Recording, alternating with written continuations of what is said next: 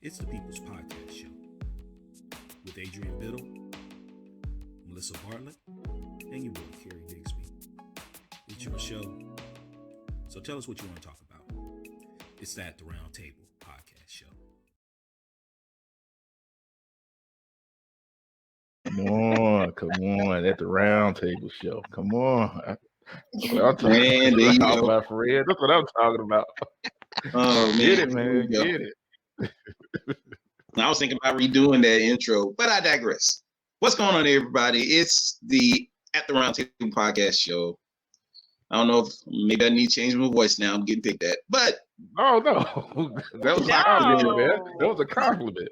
Compliment. Yeah.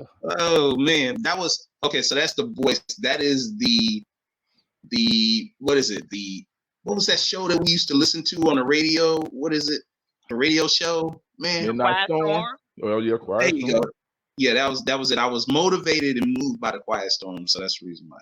But probably have to do it again. Do something more up and coming, some 21st century type stuff. Nah, we're gonna leave that alone. Okay, you're right there. So, family, thank you for joining us on that The Roundtable Podcast Show. I get the opportunity on Wednesday to hang out with some very cool people. Over to the side is over here is the woman. She's the Wonder Woman of the group, or if you want to say Storm from the X-Men, or who else? There's some other women that we can name her after, but she is commonly known as the Pitbull in the dress, Miss Pitbull. It is Melissa Bartlett. What's going on, sis? Hey, family, how are you? I have the giggles today because I came on cutting up, guys, so you already know. And then we have our family, our sister Liz, the sexpert, come on the show tonight. Yeah. So I am excited. Let me tell you guys, I had a day, so I needed, as I always say, to plug in with my brothers, plug in with the family to get my Wednesday off of me. So, hey, Money, yes, go ahead and tell the people how you feeling today and introduce our guest so I can get prepared for the show. Oh, well, it's all good. That's all I can say. It's all good. Everything is everything. Ready. I'm excited about tonight's show as well. So, last introduction, the man in the bottom left-hand corner, one that stirs the drink himself, the conductor himself, CD. All right. It's great to be here again today. So, Money, our guest really needs no introduction. But every time she comes on, it's just, man, we learn something new. I know I do. All the time. And I know my wife is happy because I learned. So, yay. It's half the battle. So, once again, coming to the stage, this is the People's Podcast. So, she is the People's Sexologist. Tonight, we have joining us, it's Liz Mallers. Welcome back. Yay. Family, I got my candle. I'm getting ready to light it up so Liz can keep my head focused on what to do. Light up the candle. Setting that What flavor is it? This is raspberry mimosa. Ooh. Raspberry mimosa. Wow. Okay, now. I don't even have a around here. I should have a candle. Put that on my list. Man. Well, hello. I'm so happy to be here. I've missed y'all. I've missed y'all. Same with Melissa. I have had a day, and this is still work for me technically. But I was just telling my husband, I'm like, man, I'm so happy I have this podcast tonight because it really is just like such great hosts. I can just chill, relax, have a nice little conversation, talk sex stuff. And this is perfect. Perfect way to round out my day. Nice. Yes. So tonight, everybody, if you join us on At the Round Table, we have Liz Mallers on. And if y'all don't know, she is the sexpert. And in previous shows, she has shared with us and our viewers some amazing things dealing with sex. And it's not a bad word, as she will tell you. And there's a couple other things you will learn as well, a lot of the taboos and stuff. But tonight, there's one topic that has come up Matter of fact, the name of this show was very interesting, and shouts out to Pitbull for coming up with the name. Mm-hmm. Mm-hmm. And it made me sit back and I was like, oh, this is going to be very interesting. Because she said sexy after 40. Mm-hmm. Could there be? Can you be sexy after 40? Absolutely. Oh, okay. I digress. Because I am way over 40. Thank you very much. Close You to are? 50. You sure can. Shut your mouth. I was born in 75. Do the math. Carry the 2. Gotcha.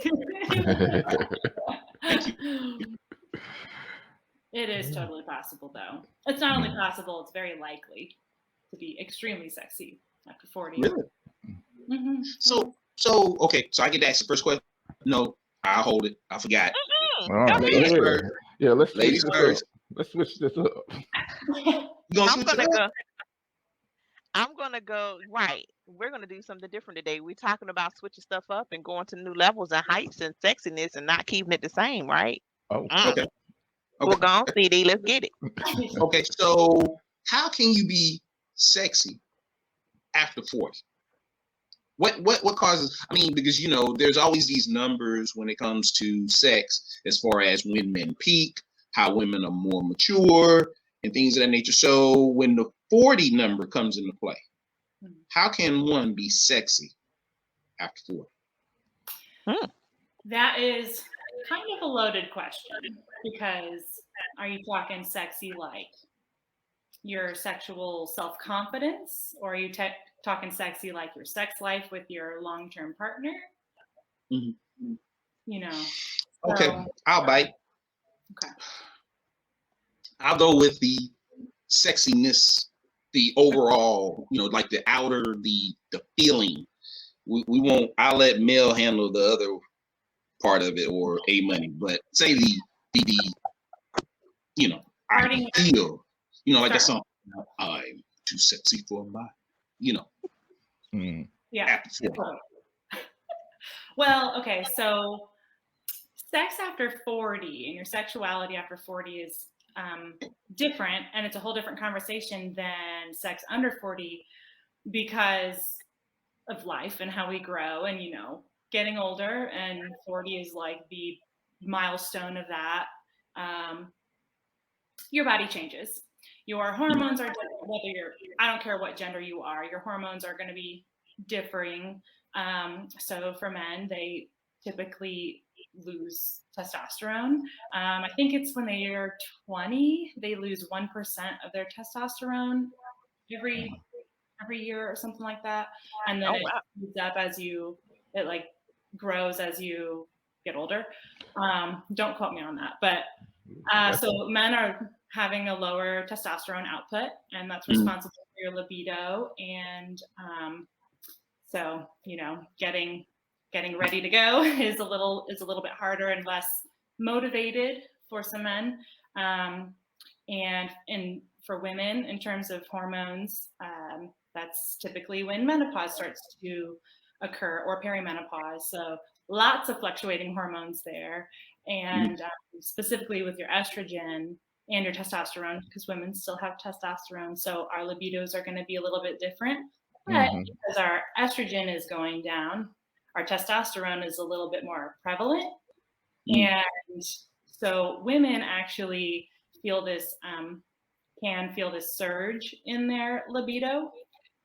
So that's the tricky part with men and women, is their libidos kind of mismatch around 40 sometimes and 60. But in terms of feeling sexually self-confident, your body's changing a lot. Your metabolism is slowing down, or you're getting, you have medical ailments happening, or aches and pains are growing by the minute, So that is where it is really important for you to be in tune with your health, especially your cardiovascular health, because without great blood flow, you're not going to have good blood flow to the parts that need to be engorged with blood in order for them to work in the sexual. So your endurance, and just, sexual response can be affected by all of these factors plus lots of others. And that can definitely have an effect on your self-confidence in terms of like performance or your body image, or, if you're feeling pain, that's gonna not really motivate you to do something active that may worsen that pain. Mm-hmm. But, when you're doing something pleasurable, you don't feel pain as much. So you can almost kind of spin it to be like, well, if you masturbate or have sex with your partner or something, then it's actually a natural painkiller. So you can kind of twist it around like that. But Jedi So mind that is trick. huge. Huh? I said she gave us a Jedi mind trick. Woo-hoo. She did. Because she dispelled that. Now, see, I'm glad she said it. So that, honey, I have a headache thing. Don't need no Tylenol. It's out the window now. That's not to say.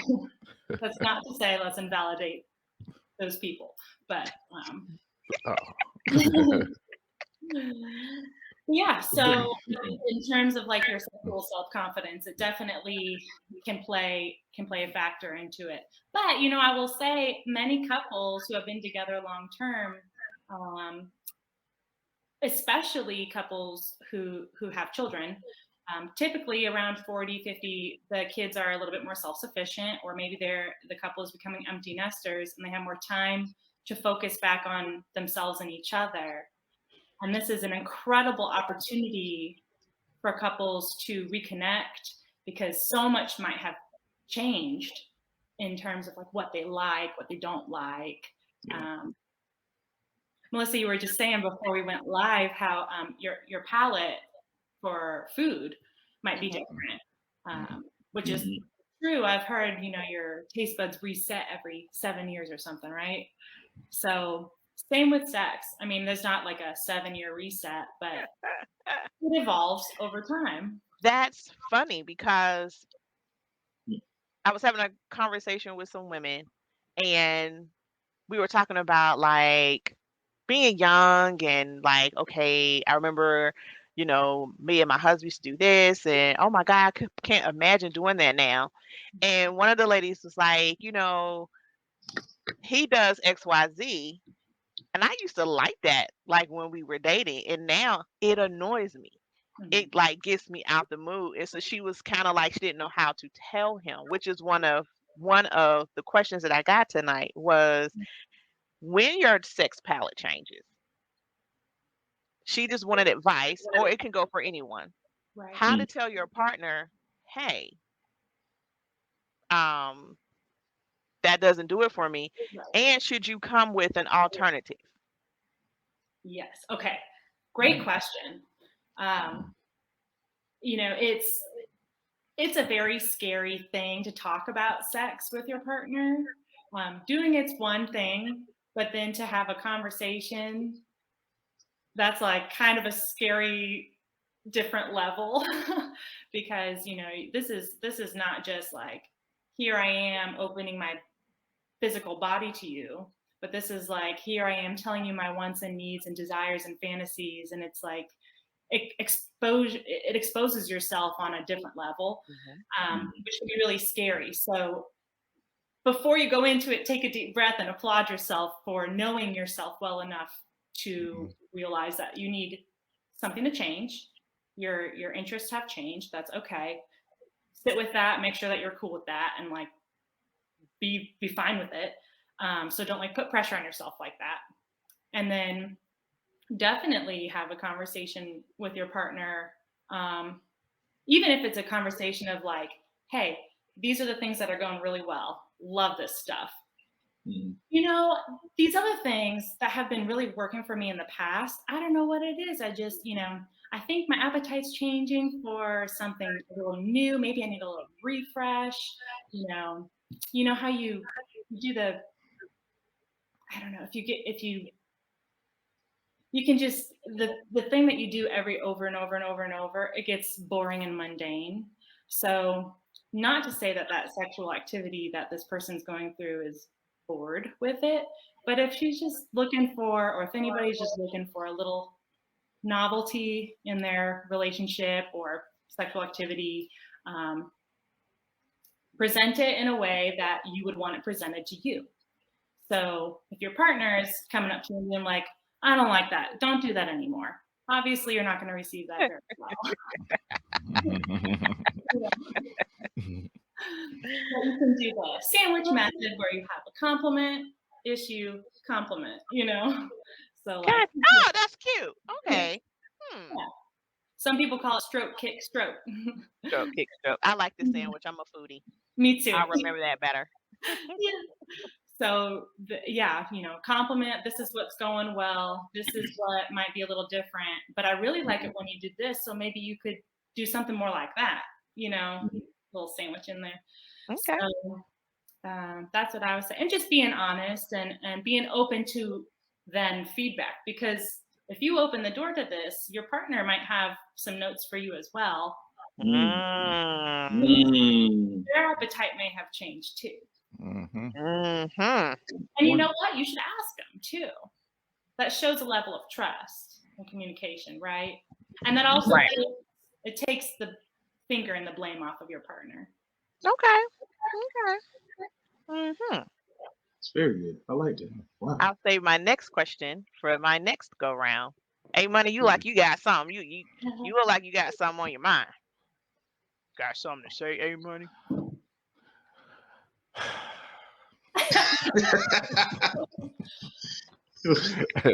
He said, hey man, hold on. You said that side. Like, how when you get called in class from teachers, and it's like,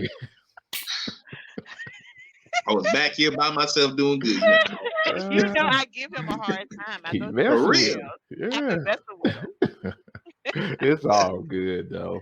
But for our guest that's joining us and watching us live right now, today we do again have Liz Mallers joining us, sexologist. So if you have any questions that you would like to ask, or inquiries, or just thought-provoking thoughts that you want to throw out there, now's the time to do it.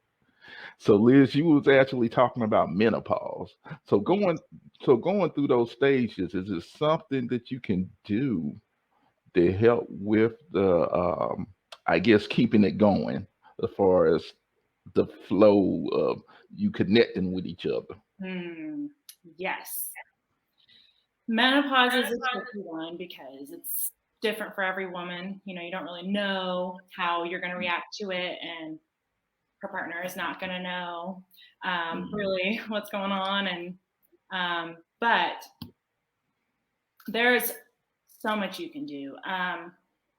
If you just, I'm not suggesting to take sex off the table, but if we forget about intercourse for a second and we just think about intimacy, that is what I tell my clients all the time. I shouldn't say hardly use the word sex, but I use the word intimacy more than I use the word sex with my clients, because that's really what it's about. It's not about, P to V and getting off. It's about connecting and forging this bond with your partner that's special between just you two, or other people if you're open relationship. But you know what I mean? So with menopause and just over 40 in general, I would really stress, well, any couple ever, but I would really stress if there's things like we said, like medical ailments or physical barriers that are keeping us from having actual intercourse. Focus on how else can you connect with intimacy? How else can you grow? What does intimacy even look like to you aside from intercourse, like holding hands, sitting on the couch, prolonged eye contact, having dinner together instead of in front of a television? Do you like to do puzzles together and listen to music? I mean, anything like cooking together, trying a new recipe, or going on a bike ride. So any ways that you can keep your intimacy alive when you're not actually having sex is going to be very key in keeping the heat alive, like underneath your daily lives. You know what I mean? Gotcha. Yeah. Very interesting. Yes, indeed. Shouts out to Robert Connor and Charlie Toots. Charlie Toots said intimacy is a focus. Tell them again, Liz. Yes, it sure is. It is. Seriously, I do say the word intimacy more than sex. It's just even intimacy with yourself. We were talking about how you need to focus on your sexual self-confidence. Intimacy with yourself, like taking a bath with yourself and just like centering yourself and figuring out like, okay, what does my body need? Maybe you haven't gotten back in touch with yourself in a long time because you're busy. And when you think about doing any kind of sexy stuff, you like just go to your partner and that's in your routine to do it together. Maybe you do need to focus back on yourself and for the person you were telling me about, Mel, maybe this person is losing interest in what her partner is doing because maybe she's just distracted or, thinking about what's going wrong or like she's too much in her head. Right. Get her back into her body, like in the present moment. So maybe it's the kind of thing too, where she needs to take a beat, be intimate with herself, whether that's actually like solo sex or things like the bubble bath or like meditation or something, and like tune back in, check out what's going on. It is a very, very personal thing that we choose to share with a partner. So I like that because you need to be one together before you can share that with someone. And I think the ultimate connection, ultimate sex, or intimate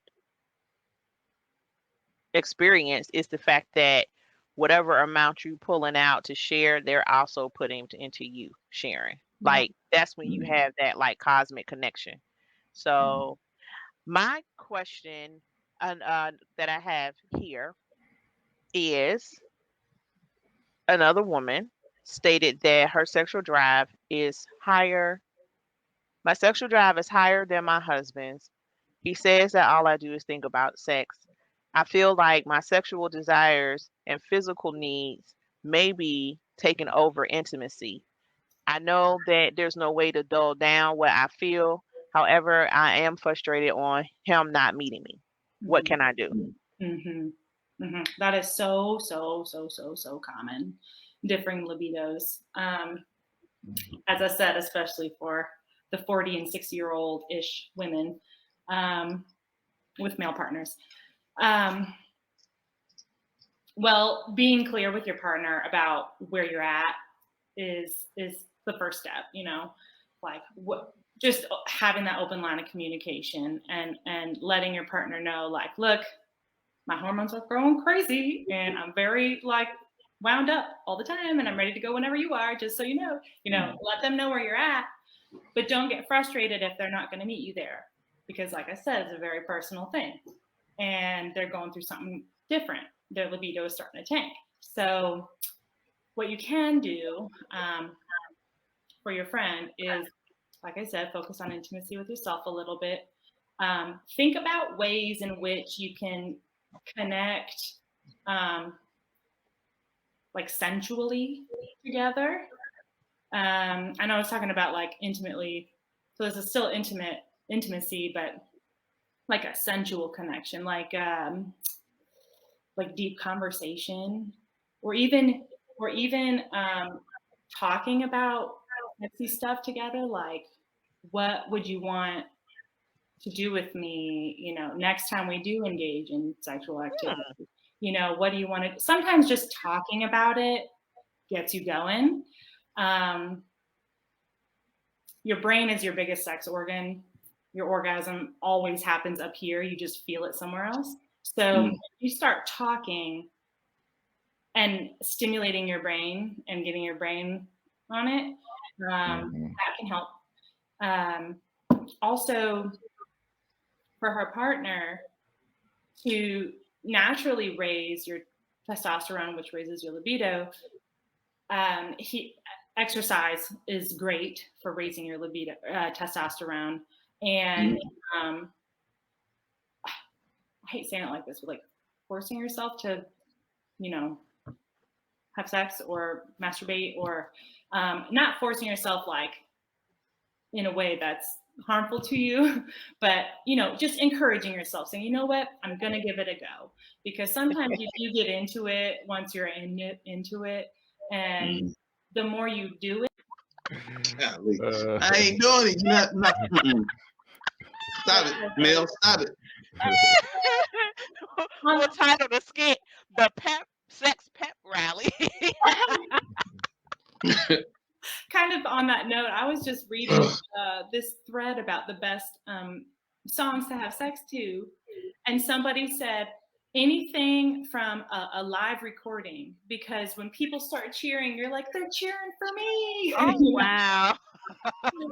I don't know. Oh, man. All right, so we got all right, family. Thank y'all for joining us tonight on At the Roundtable Podcast Show. We've got people chiming in. There's a series of questions. Shouts out to Terry, who just joined us. Hey, my daughter. I hope you well. Trav Perry just joined us. The man himself, Mr. Trav Perry. He has two questions. First one is, what are the key factors for a woman to have an orgasm? And is it true a high percentage of women never have a real orgasm? Excellent questions. Okay. I'll answer them in the reverse. High percentage of women do not have orgasms. That was his. So first you have to understand that a woman's orgasm is different from a man's orgasm. By that, I mean, this is a major generalization, but men typically feel the same kind of orgasm. Like it's the same pow. It's the same, what's the word I'm trying to say? It's kaboom. It's the same kaboom. It's pretty much the same every time. For women, we can have small ones, big ones, out of body ones, lots of different ones. Ones that are not super intense, but they last a long time, or ones that are just 3 seconds long, but they are through the roof, lots of variation in a woman's orgasm. And so he's asking about percentage. So with that in mind, the stimulation to get a woman to orgasm, that's where the confusion with the percentage comes from, because so less than 20% of women are able to orgasm with only vaginal stimulation. And the vaginal stimulation that they're talking about is typically hitting the G-spot. But the G-spot is actually clitoral stimulation, but you're just reaching it through the vagina. So it's all clitoral stimulation with those two anyway. There's also, I don't know how many words I'm allowed to say. I don't want to get censored or flagged, but there's also other holes and things that can give you orgasms. But so clitoral stimulation is basically your ticket to her orgasm. And so women who are able to orgasm through the vagina, aka through internal clitoral stimulation, less than 20%. It goes up to, I want to say 80-something% when you throw in clitoral stimulation.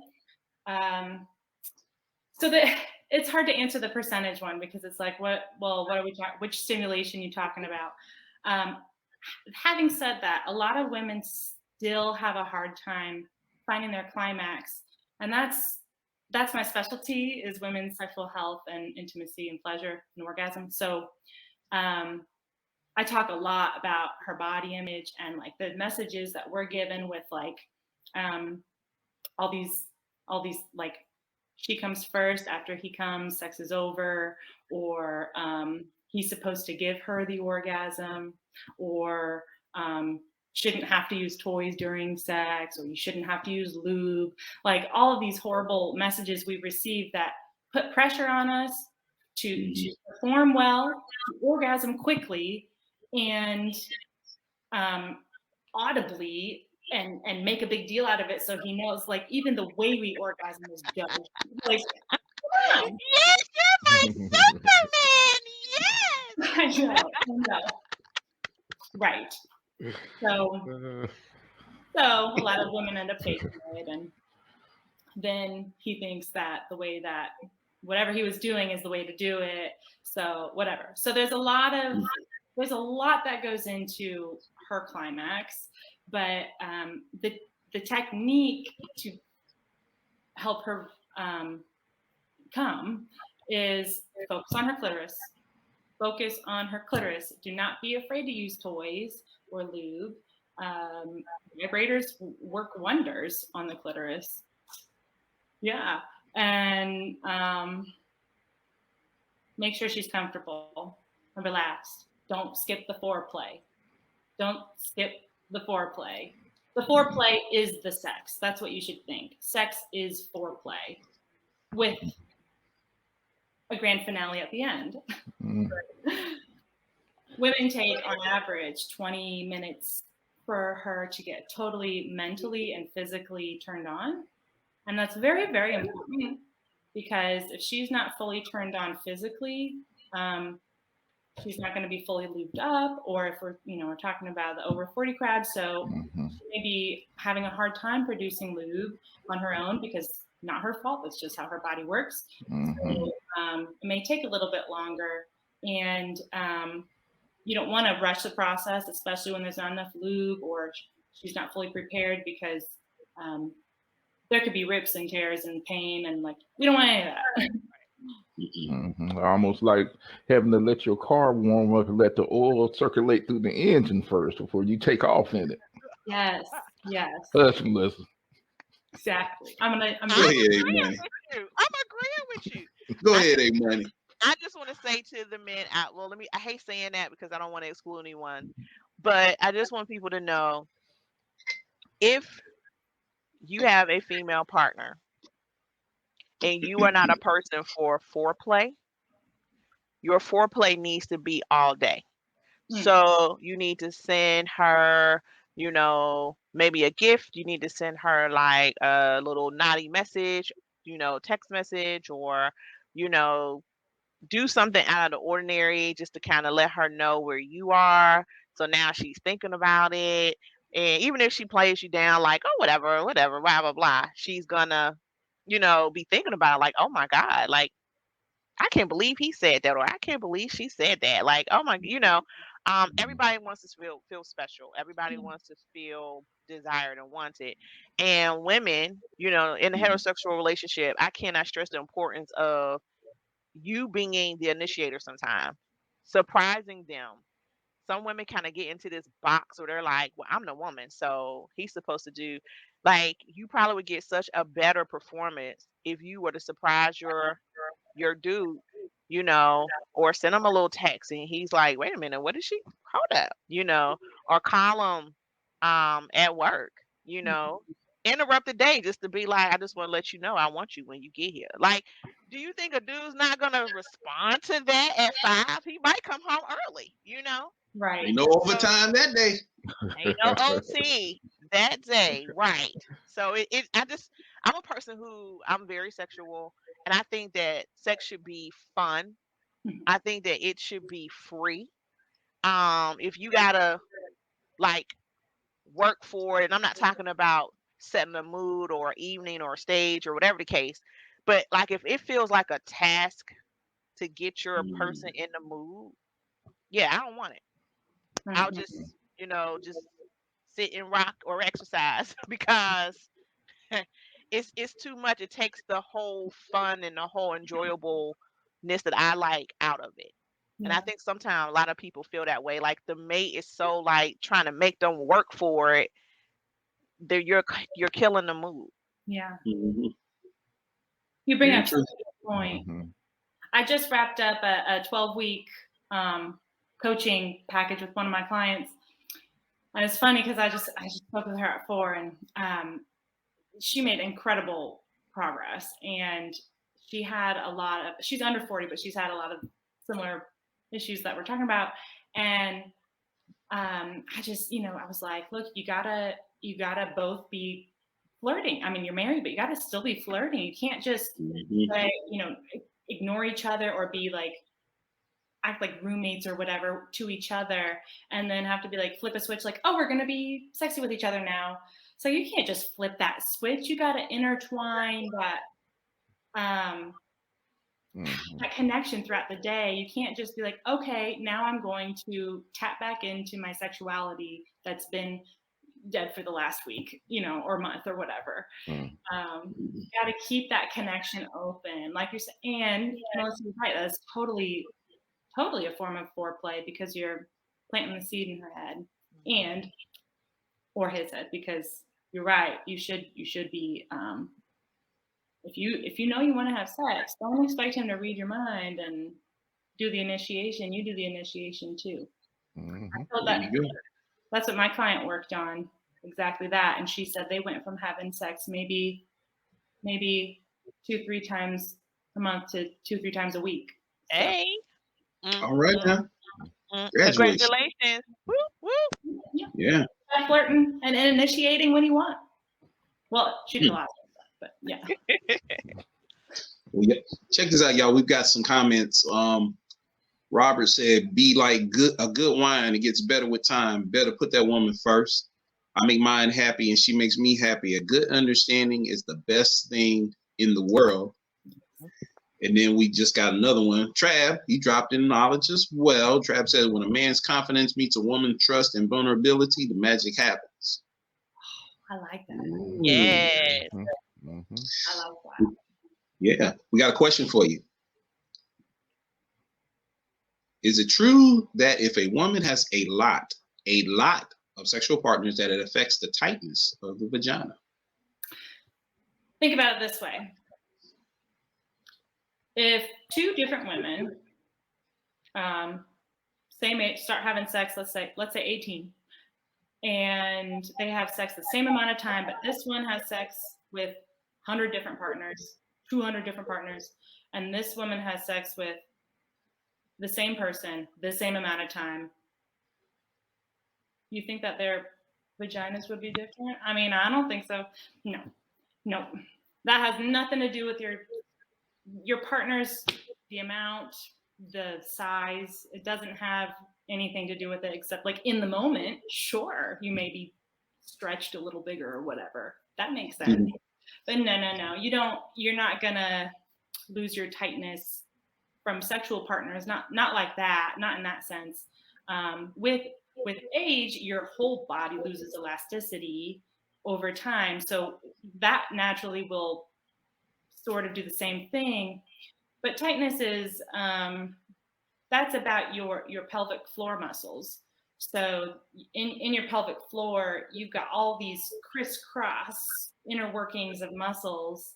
And as they cross this way and that way and flex, they tighten and squeeze around the vagina. So that's your tightness. It's not your actual vagina. So, and there's things you can do for that. You can do Kegel muscles and exercises and whatnot. So no, don't worry about it. You keep doing you. The same lie about if you have babies. Right. It's the same lie. It's the same lie. I feel like people don't understand that our sexual organs are muscles. They're tissue. Everything that happens to the muscle and tissue in your body happens there. And the same things that you do to tighten or to keep them firm, you can do those same exercises with your sexual organs. So we have a lot of stuff that society has put on us. I know I had to have a partial hysterectomy, and I was like so nervous that once it became time for me to be with my husband, that it was going to feel different, that it was going to not be enjoyable, or whatever, because I don't care how educated you are and how much you read, and you have Liz and Charlie as people that you can reach out to. You do get in your own head, like, oh my goodness, I'm nervous. And I was one of those women that was really nervous. Like, am I going to be prepared? Am I going to be moist? Am I going to be loose? I had all of these questions, and a lot of women go through that thinking that it's going to change, and it doesn't. Yeah.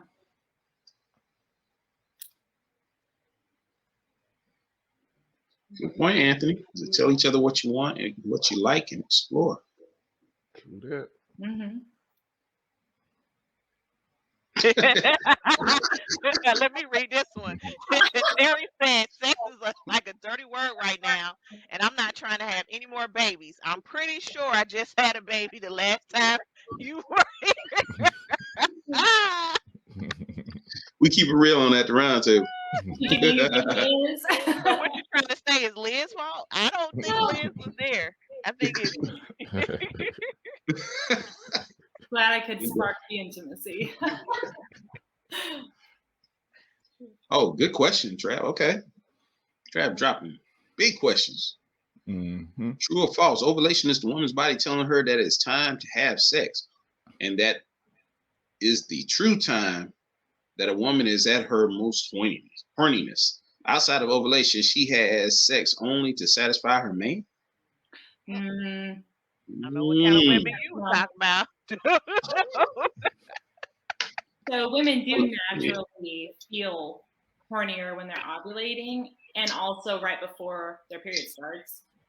It's their body saying, during ovulation, it's their body saying, you're extra fertile right now. Please fertilize this egg, you know. Mm. So that's evolutionary. I mean, we have to. That's how we continue our race. So, and then right before the period, it's like, you're about to lose this egg. Are you sure you want to do that?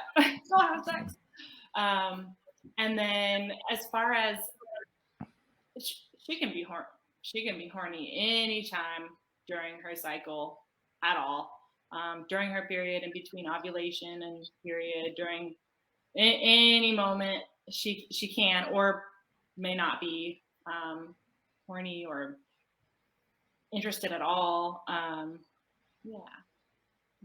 That's all. That sounds like one of those folk tales that we just got done talking about. Like, you know, oh, well, she only gonna want to do it when she ovulating, or you know, or not saying you, King Trav, but there are men that have bought that ticket from a woman, you know. Well, I'm only doing this because I want to please you, because I only really want to have sex when da da da da. Like, you know what I mean? Like the manipulative things and handles.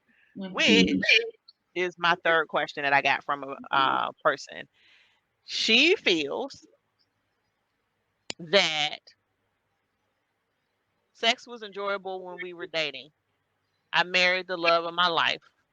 But I started to feel that sex is a way to manipulate me, either into giving it when I don't, or feeling guilty because I just want to sometime cuddle.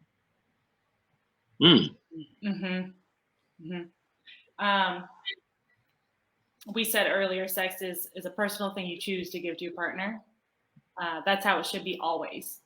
Sometimes we choose to give it when we don't really want the sex, but we do want to connect with our partner or give ourselves to our partner like that.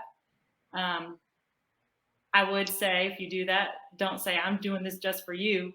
I don't get it, you know, because then that takes it away from them. And then like that was said to you, do you really want to continue if you know your partner is not into it? I mean, probably not. So hopefully not. So she should have a conversation with her partner. This is unless you're into that kind of thing. Unless you're into that. Right.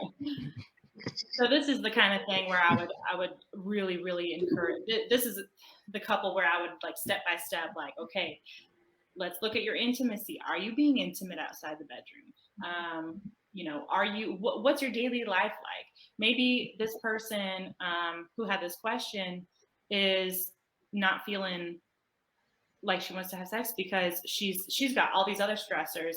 Maybe she doesn't realize why she doesn't want to have sex, and pinpointing that and naming what that is will diminish the problem. Sometimes it's as simple as that, really. Definitely have a conversation with your partner and just see how they react. Sometimes it's received in a very loving way. to where they're not going to continue to push and initiate. And they might say, okay, I get that, ball's in your court. You let me know when you're ready, or how can I help you? What's your boundary for right now? Mm-hmm. You just set temporary boundaries. Yeah. Boundaries are good. A lot of people are afraid of boundaries because it's like rules. Mm-hmm. But well, we've been taught though, when you're married, there is no boundaries. There is no rules. Like, I mean, back in the day, honestly, come on. A man felt he was entitled to sex anytime he felt like it because you guys were married. And women feel like, oh, well, something must be wrong with him because he's not in the mood. Like, a man isn't just ready to go just because you're ready to go. Like, it doesn't make anything wrong with him, or it doesn't make him that he's not into women because he's like, yo, I'm just not in the mood. It's okay. Mm-hmm. Yeah. Thank you for saying that. Thank you, because I think that's a misnomer. That men are always, and that's another thing that I think has been a myth as well, that's all men think about is sex. Of course, we can go back and we talk about, men are hunters and women are comforters and they take care of the home and such. But there are times that men, we take on the weight of the world, and sometimes there are so many things that are going on with us that is the last thing that's on our mind. We're worried about the bills. We're worried about the, making sure that, the mortgage is taken care of and the car is working for you, and, everything is doing well. And then we have to be the disciplinarian and things of that nature. So at the end of the day, when we say we're tired, I think sometimes women look at it like, you tired? And they automatically think that men are supposed to always be ready for sex, or you must be cheating with somebody.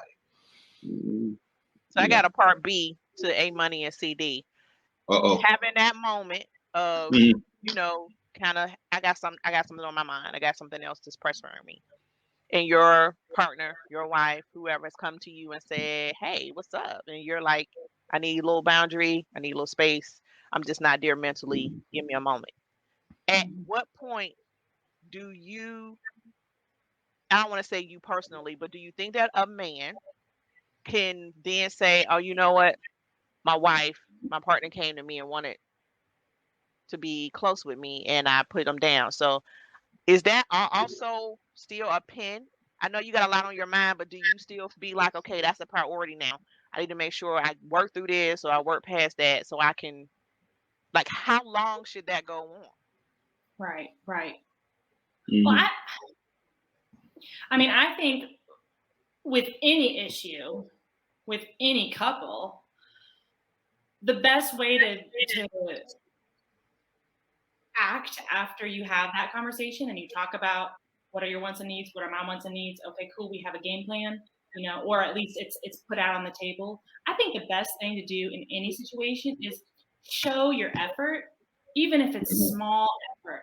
If your partner sees that you're trying, or that even if it's vocal, even if it's like, hey, I know I haven't been very touchy-feely with you, and you've been wanting cuddles. I I got this work stress. I hear you. I see you. I want this. I'm thinking about it. Let's spoon on the couch tonight. Even if it's just like talking through it like that and telling them like, look, I appreciate everything you're doing for me. I owe you. I'm on my mind. But at what point? Just show your effort immediately. And that is a hard question to answer because that's very circumstantial. Yeah, and I don't think it's like, oh, 5 days or something wrong. Like, I'm not expecting that answer, but I think my real question is what you just said. The immediate effort needs to be shown to say, hey, I hear you. I can't provide the prize, but I will do X, Y, Z. Yeah. And I think that's helpful for both sides as well, because you can't put like a time limit on it per se. But I think the communication and just recognizing that, here's an issue or here's something that's going on. It almost goes back to that last time when we had a show together and Liz and Charlie were talking, and it's about, quote unquote, the love language. and it's about understanding each other. And especially with this topic that we're talking about, like sex after 40, or can you be sexy after 40? It kind of alludes to that, because after 40, when the kids are out of the house and, you're seeing more of each other, there is a kind of reset. And then it's kind of like, well, you got to go back on, well, what is her love language? Do I automatically assume that she's going to do this and do that and blah, blah, blah, or I'm automatically going to assume he's going to do this and that? And it's kind of like after we had that communication and that discussion, we kind of set some goals, I guess, to get back into the flow of things. And it very well may be, while you was over there taking care of the kids and stuff, I was down here doing 2 jobs and grinding. Well, guess what? Now the kids are gone. I don't have to grind that hard. So now I need to rear back. And then you do your thing as well. And then let's come back and let's be that dream team again, I guess. That makes sense. It does make sense. It kind of takes some time. I know we had to kind of do that as well. And it is, and I think we talk more now than we did when the kids were here and the running around and things of that nature. We now are with each other, and we have to have that type of dialogue. And we kind of uncover some stuff that was like, oh, wow, I didn't even know that. But it's that love language we're trying to establish again. And it's been pretty cool. But it's that one thing that assuming, I think a lot of couples kind of automatically take for granted. And I'll tell you guys a funny story. And then Trav's got a question, but I remember talking to a couple. There's a girl that used to work with me, and she used to, believe it or not, her and her boyfriend, they just would be at odds with each other. I mean, just at odds. And they used to actually, they would go to bed mad and go sleep in separate rooms. But then if they felt like, if they would go in there and just demand, we gonna have sex now, and blah, blah, blah. I'm like, how do you do that? It's not that intimacy that you were saying, Liz. It's more of a, I guess, doing the job or doing the business. It's a release, that's all. Yeah. It's just a release. Yeah. That can be the passionate heat of the moment, the makeup sex work very well for a lot of couples. But if that's what's being used to make up every time, that's when sex you're using sex for manipulation. I mean, not consciously, hopefully, but that's when you need to step back and be like, all right, what's going on here? Maybe we should actually talk through the problem, Yeah. But I don't want to invalidate the makeup sex though, because that can be very good for a lot of couples sometimes to be like, oh, we were fighting over something stupid. We just were, sexually unsatisfied. Which kind of leads to this other question. Adrian, you want to read this one off, or anybody? So Trav Perry says, what advice do you give a couple that has one person against oral sex in 2021? Just got that question, Liz. So we got some people listening. All right. 2021. I'm gonna assume you put 2021 because of COVID as well, and that whole scare, maybe, I don't know. But people against oral sex, do you think do you mean you don't want to give oral sex, or your partner doesn't want to give you oral sex, and how to navigate that? I don't know. If you don't elaborate. Yes. Yeah. Hey, I got one more for you. I had seen this one posted somewhere. I'm kind of curious your thoughts on how you would handle this. But it was a young lady that says that she passes gas during orgasms. How should she go about approaching her partner or soon-to-be partner and let him know that? Yeah. And is that natural? Well, I'll say it's not unnatural. I'll say that. It's not good or bad. it makes sense because, all of your muscles are contracting. So if there's gas in there, it's going to come out. I would invest in like some gas X and maybe take that before, maybe a few hours before sex or something. Letting your partner know, sex can get real dirty. So if they're willing to engage in this with you, hopefully they are not going to be that weirded out by that, because there's a lot of other stuff happening. Bodies are bodies. But letting your partner know, I mean, I don't think you really need to disclose that. I don't think you need to have a sit down and be like, hey, just want to let you know we're making out. Heavy. Guys, can you imagine? In my mind, I'm sorry, I gotta get this out. In my mind, I'm thinking if you said, baby, we're going to Aztec restaurant tonight, she'd be like, no. No Taco Bell, no quiero Taco Bell. No queso for you. Wow. Yeah. A man receiving that, Liz, it's like, okay. I don't think it's something you need to disclose to your partner beforehand. I think it's like pop some Gas X or Pepto-Bismol or whatever works for you, and maybe say a little prayer, and you know what? Let it go. Who cares? If they're not into it, then next.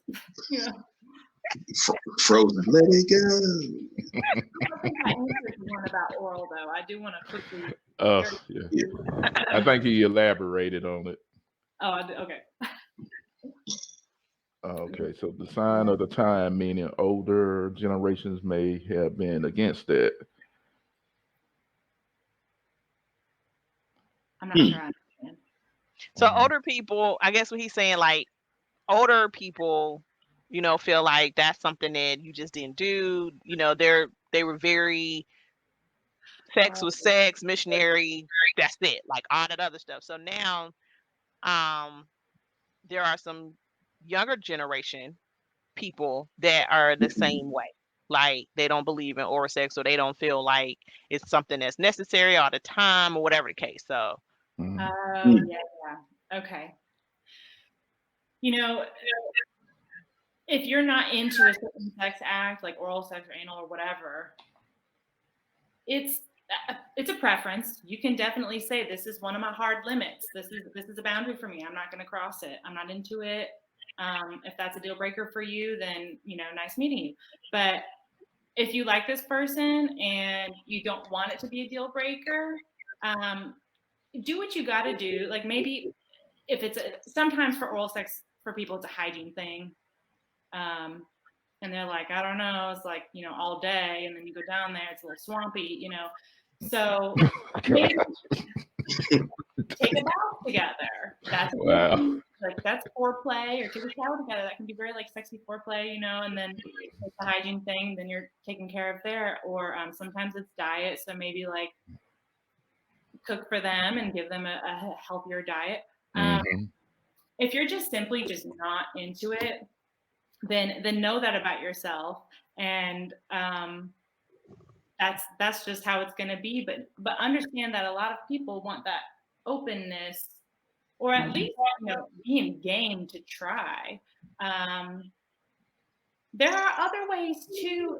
If your partner would like for you to perform oral and you're not really into it, there are other ways to, like, you're down there and you're like half oral, half manual help. So there are kind of ways around it where you can kind of like sort of fake it till you make it. I was going to say, fake it till you make it. Don't be afraid to use lube.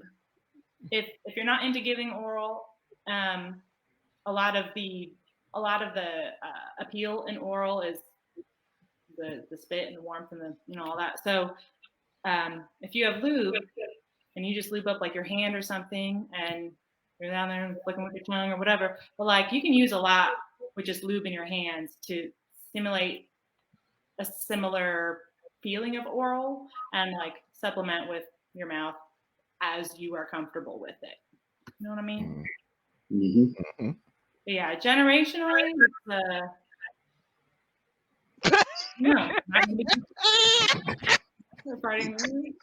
Thank you, Trav. He said, "Hey, I just want to let you know I start farting when this thing gets to jumping." LOL. Crab said that's how she need to just put it right on the table. Boom. Just go ahead and let him know. Nice little dinner date conversation. Yeah. Why Oh my goodness, I cannot. Yeah. Thanks, Strap. Never a dull moment with this topic. I think there's a lot of women and men that are scared to come up to say,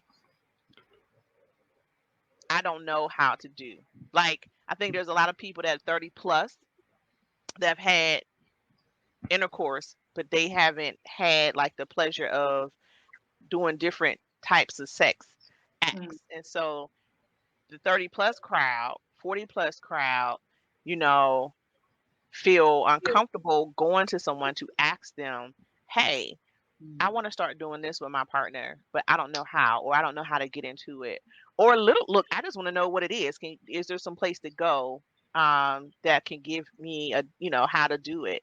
And I think that's kind of like keeping their sex life stagnant. Like until I hit this area in my life, I didn't know so many couples struggle with sex, like being fulfilling or being frequent, fun. It's a lot of people out there. So, guys, Liz is, we call her sexpert sexologist. We have her on the show regularly because we want to give you that safe place and resource to go to say, hey, I'm having some issues with this. I'm struggling with this. I need to know. We make jokes and we laugh, but it is something that's happening in a lot of relationships right now, that there's a flat patch in their sex life. So definitely, especially with us being stuck home together. If you have been, both working from home or quarantining together and you're seeing each other all the time, you're a little desensitized to them, or maybe you're getting on each other's nerves and your intimacy plummets. There are ways to get it back. And yes, I'm happy to talk to anybody. Seriously, any question. I'm desensitized. You can't surprise me with a question, I promise. If you do, I'll give you $100 or something. It takes a lot to. It doesn't take a lot. It's very important to keep sexuality at the forefront of your mind when you're thinking about your health and wellness, and also the health and wellness of your relationship. So, definitely talk to somebody, me or a different sexuality professional, or a therapist or somebody else who can refer you to a sexuality professional, doctor. And as far as getting into something new, there are tons of resources to teach you about.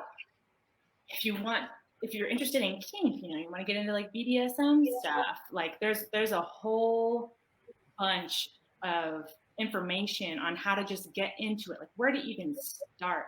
If you want to, if you're talking about doing something that's not vanilla. So just endless resources. And I'm always happy to talk to somebody. So looks like my website got popped down there. So lizmallers.com is my website, and I'm active on Instagram at Liz the Sexpert, and I have a Facebook too, although I'm pretty bad about it. Oh my goodness, I just thought about her saying vanilla. Like, what if you had to have ice cream describe your sex life? What would your sex life flavor be? We need to put that question to see what we get. I like that question. I'll do it right now. Yeah, let's hear it. Oh man, I don't know if you're asking me personally, but oh, I'm scared. You might have. I don't know. I want to hear what everybody else has to say. None of them. Yeah, that's a good question though. And it's funny because vanilla is such a good flavor. I do love it. It is. It's my favorite, and I can't even eat ice cream. There So is it- Jenny, I think, does a nice vegan one, if I'm not mistaken. Yep, it's real good too. It's real good. It's Sorry, funny. Jenny. Tina said, "Lord, what did I walk into?" Tina, you came into. Yeah, this is a great show right here. Yes. Which we're talking, with our, sexpert Liz Mallers. Get her on, and she always shares with us, and she dispels so many myths and kind of gives us an idea about sex, especially sex after 40. Liz was one who came up with the topic. Oh my goodness, really? Oh, we got our first answer. Butter pecan. Okay, butter pecan. Anybody else want to answer on our little group right here, as before we leave? I got a text message. I'm not gonna say who it was, but they said that their ice cream flavor would be the bunny tracks. All right now. Okay. That's a good one. Doesn't that one have a little chocolate cocoa? Yeah, it kind of got like a little variety of stuff in it. Ooh. Oh, trash. Wow. Yes, hey. It's the exotic himself. Hey. Wow. That's a good one. Yeah. That sounds like the coffee THC infused ice cream. To me, sex form sounds like prolonged, like enjoy the ride, very like taking your time, Ooh, caramel praline and cream. Yeah. Okay. Nice. Yum. Yeah. What did you start, Mel? I know, right? I like that question. That's a very good question. Well, y'all have to answer. We all have to answer before we leave. It would be remiss if we did. I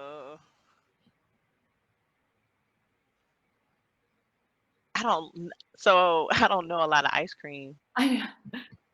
They got so many now. Mm-hmm. The Bob Marley, Ben and Jerry's Bob Marley.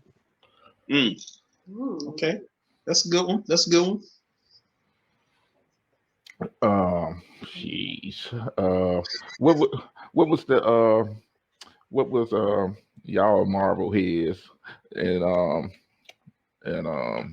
Infinity Wars? What was the one that Doctor Strange hang around that he told the Hulk that he has his own ice cream?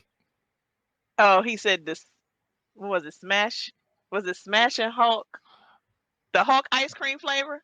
Yeah, it was a certain name though. I can't think of it right now. I think it was a Burner Hulk of Love. Was that it? Something like that. We'll roll with that. Hulk Burner Love. Okay. Mel said she was Bob Marley. Ben and Jerry's Bob Marley. Okay. Hulk Burn Love. That Liz? was it. It's Hucka Burning Fudge. That okay, was Hulk Burning Fudge. There you go. Thank you. I think my favorite flavor is Chunky Monkey, the vegan one, since I can't have it. Yes. Except I haven't seen it in stores. But for the question though, I think I'd go with mint cookies and cream. Oh. Okay.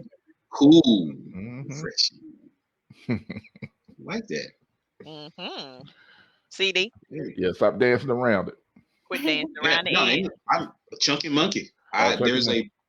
Chunky Monkey. There's a place in South Park that does homemade ice cream, and my wife and I, we were staying in that area, and they made their homemade vegan Chunky Monkey. We fell in love with it. So Chunky Monkey. What is this place called? Oh yeah, I'll get you that too. Yeah, I'm gonna need that place. I'm gonna go buy a gallon or 5. I know, right? With a whole freezer just for Vegan chunky monkey ice cream. Yeah, I'm gonna try to do the vegan because the lactose-free ice cream is horrible. That whatever app that they're putting in it, so I gotta go straight vegan ice cream now. Okay, so quick shameless plug. There is Breyers, and they do a vegan ice cream, and it's made out of almond milk, and they've got the mint chocolate, they've got the cookies and cream, and then they've got the chocolate with dark chocolate pieces in it as well. And if you go to Harris Teeter, sometimes you can buy it, and they'll have a buy one get one free. Usually like every 2.5 weeks they'll do it. Very good, very, very good. Oh, Tina's got a good response. She says, y'all, I used to be extremely shy talking about intimacy. My ex used to make me say words that has anything to do with intimacy, and I literally would just giggle the whole freaking time like a crazy person. Yeah, I would blame the society you're brought up in for that. You were taught to feel, bashful and giggly about it, and it's definitely a learning curve. I mean, your intimacy with yourself and with your partner is something that changes over time, like we talked about, and the more you learn, the more you feel confident in it, and the less foreign it feels to you. So that's okay. Be kind to yourself. It's okay to be giggly. Sometimes sex is funny. Sometimes people fart during sex. Like sex can be funny. Sometimes you get a foot cramp in the middle of a position and you have to stop, stretch it out, and do something else. That probably has been my most epic, embarrassing moment. Whew. And I'm like, whew. And I know his head was getting big and boom. No, stop. I have a cramp in my leg. I'm like, wait a minute. Hold up, stop. Oh, God. She's wrong for that. I did not mean to crush his ego, but no. This has nothing to do with you. I have a cramp in my leg. Stop. And then I'm laughing on top of that. So it's like, what is going on with you?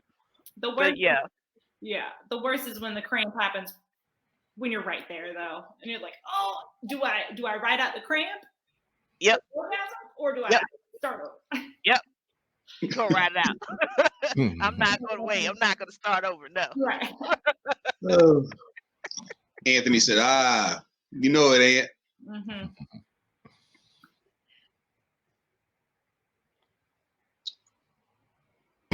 Quite a step.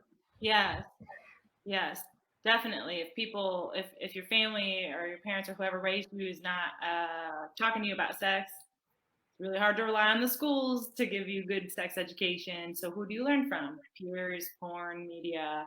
And when you're talking about it with your peers, it's all giggly and inaccurate. Very inaccurate. So, yeah.